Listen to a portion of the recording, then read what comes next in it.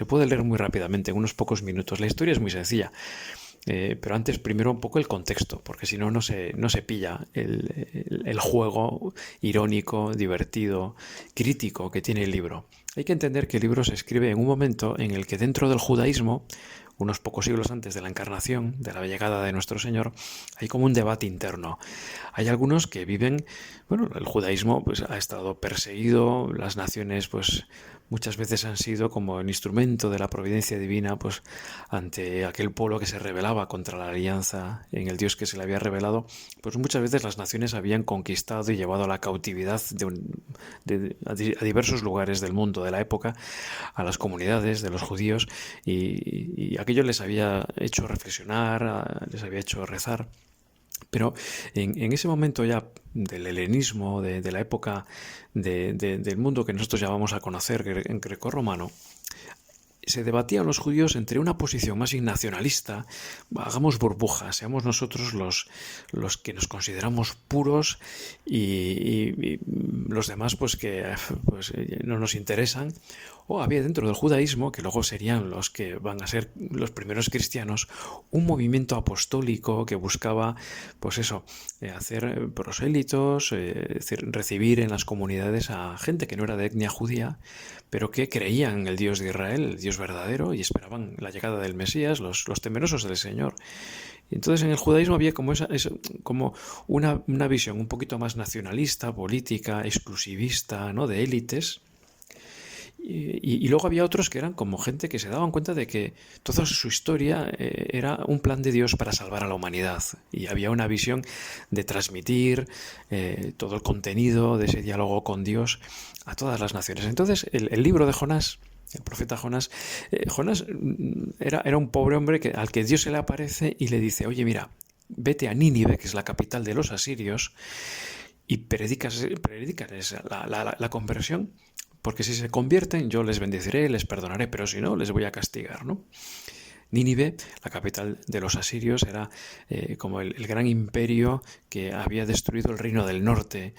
Estaba en lo que ahora es el norte de Siria, era un ejército poderosísimo y además eran muy crueles, eran como la personificación de todos los enemigos, ¿no?, de todos los que se oponían al Dios de Israel, porque imponían su religión, impedían a los judíos celebrar su culto. Entonces, claro, Jonás, en vez de hacer caso al Señor, que le dice, vete allí que con mi poder ellos se convertirán, tiene miedo y en vez de ir hacia el este, directamente coge la dirección contraria. Se va hacia el oeste, hacia la costa del Mediterráneo, al puerto de Jope, y se embarca en el primer barco grande que fuese al sitio más lejano, que era Tarsis, ¿no?, que era la costa del Mediterráneo español. O sea, quiso huir a Hispania, ¿no? Entonces este es un libro irónico que está hablando de esto primero que decía, y que no es un libro histórico, o sea, es un libro simbólico, es una historia, una especie de cuento donde se está hablando de cosas muy importantes que conectan con nuestro presente, ¿eh?, también, como veremos luego. Y ahora en este rato de oración vamos viendo que algunas de estas cosas también se dan en nuestra vida. Bueno, pues ¿qué es lo que sucede en cuanto Jonás huye del plan de Dios y se embarca en dirección contraria?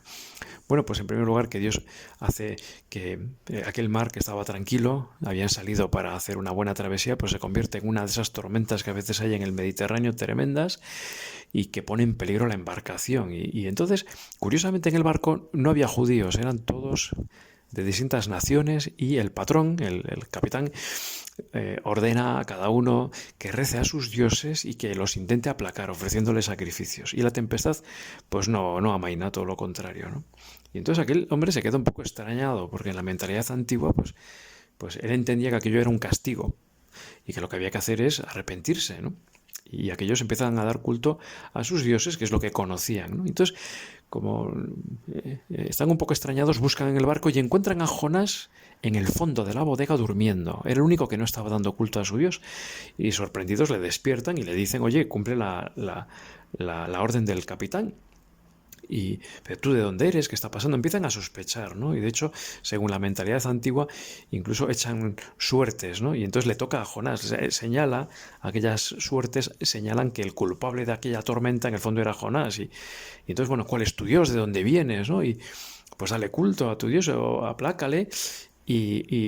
Bueno, y entonces aquellos hombres empiezan a tener como una especie de conversión, se dan cuenta de que sus dioses no son verdaderos, que el verdadero Dios es el de aquel hombre que está escapando de su Dios, ¿no? Y no saben qué hacer. Y entonces el propio Jonás también se medio convierte y dice, mira, si os queréis salvar, lo que tenéis que hacer es arrojarme, ¿no? Arrojarme a las aguas estas tumultuosas. Y así hacen, ¿no? Y ellos siguen su camino a salvo, por lo que dice el texto, parece que ellos se salvan, pero dando culto al Dios verdadero, se han convertido, han tenido una experiencia de encontrarse con el Dios verdadero. O sea que Jonás, que de alguna manera está escapando de su misión, incluso escapando de su misión, está ya haciendo lo que el Señor quiere, que es predicar a las naciones extranjeras quién es el verdadero Dios. Y entonces es engullido. Allí hay que entender que en el lenguaje bíblico las aguas, el océano encrespado, las aguas caóticas del océano son la personificación de lo opuesto a Dios. Dios es, así lo dice el relato de la creación, el que pone orden, el que pone paz, el que va rellenando las cosas, ¿no? Hace un mundo donde está el cielo, la tierra, la luz, las tinieblas, el día, la noche, donde está cada grupo de animales está en su lugar, donde pone orden, ¿no? El orden de la naturaleza. En cambio, las aguas de las que surge la creación son como las fuerzas del mal, es el caos que se opone al orden, a la armonía, a la paz, que es propio de lo divino, ¿no? Entonces, Jonás cumple su misión, quiere escapar de Dios y acaba en las aguas, ¿no? Que también muchas veces están personificadas por ese animal, el leviatán o ese pez gigantesco, ese monstruo marino, en el que él pues acaba siendo engullido y curiosamente, igual que en el libro de Job, en el momento de máxima desesperación, en el lugar más alejado de Dios, es cuando ahí tiene su conversión más profunda Jonás y empieza a hacer oración, que es el capítulo 2 del libro, un salmo precioso en el que él pues pide, es un salmo de súplica, pide a Dios que le proteja, que le salve, porque se da cuenta de que pues, sin él no puede nada. Y entonces enseguida lo siguiente ya es que acaba en la costa. O sea, Dios devuelve a tierra firme a Jonás y Jonás va, predica la conversión a Nínive y contra toda esperanza tiene una conversión, obtiene unos frutos maravillosos porque todos hacen penitencia, todos se dan cuenta de que el Dios, el creador del cielo y de la tierra, pues les da la oportunidad de la conversión y contra toda esperanza y también contra todo dato histórico, porque esto nunca ha sucedido, porque es un relato simbólico, ¿no?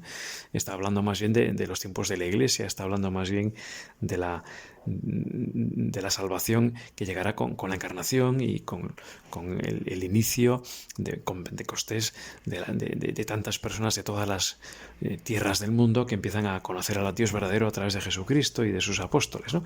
Bueno, pues también es curioso cómo teniendo éxito se deprime al final el propio Jonás, porque lo que esperaría es, bueno, yo les he amenazado, ¿no? con una destrucción y se han convertido. Entonces, ¿dónde está ahora? Dios no se va a manifestar, ¿no? Porque les perdona, ¿no? Y Dios mismo le hace ver su corazón un poco generoso y poco lleno de caridad, ¿no? Y le hace ver, hombre, ¿cómo te pones triste si aquí había una ciudad de 120.000 personas enorme que hacía falta 3 días caminando para atravesarla, que no sabían dónde tenían la mano derecha y dónde tenían la mano izquierda y ahora conocen al Dios verdadero? ¿Por qué te pones triste, no? Bueno, pues un poco esto es lo que nos sucede a nosotros a veces, ¿no? En un mundo tan paganizado como en el que vivimos, Señor, que a veces pues queremos vivir como una especie de burbuja, no contaminarnos, ¿no? Tenemos la tentación y es cierto que a veces necesitamos tener contactos intensos de oración y de comunicar nuestra fe en un sitio donde estemos pues en paz, ¿no? Y comunidades vivas en las que compartimos nuestra fe con otros cristianos son necesarias, pero no es el régimen de vida habitual, no es como el Señor quiere que vivamos. Le dijo a los apóstoles, id por todo el mundo, ¿no? Por el mundo entero y predicad el Evangelio, bautizando a todas las criaturas.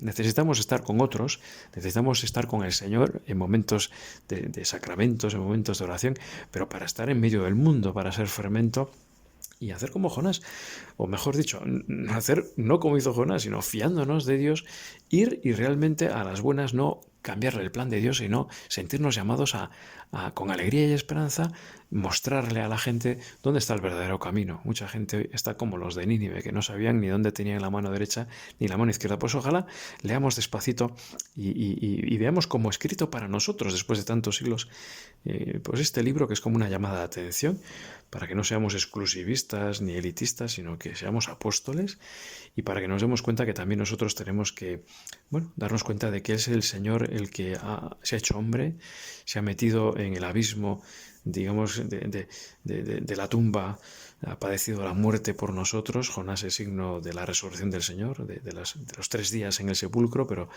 también de ese volver a la vida.